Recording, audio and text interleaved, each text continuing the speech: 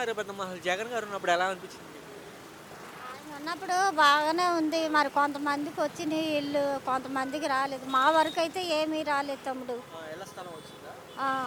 ఎవరికి పట్టా కాగితం ఇచ్చారంతే. ఆ! దానిలో ఏమీ లేదు. ఆ! పట్టా కాగితంలో.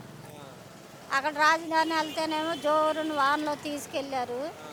కానీ ఏమీ లేదు. అక్కడ పొలాలోళ్ళు ఒప్పుకోలేదు. అదే చంద్రబాబు నాయుడు ఎక్కడోవటం ఏంటి జనాలకి. కోర్టుకెళ్లారా? ఆ!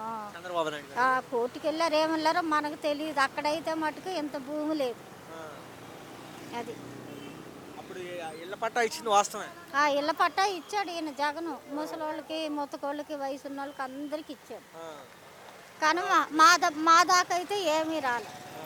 అవి అలాగే ఎలుకలు బొలుకులు కూడా కొరికేస్తారు ఏంటి? ఆ పట్టాకైతే. ఆహా! మా దాకైతే ఏమీ లేదు తమ్ముడు. ఏమి లేదు. వచ్చిన వాళ్ళకే వస్తున్నాయి.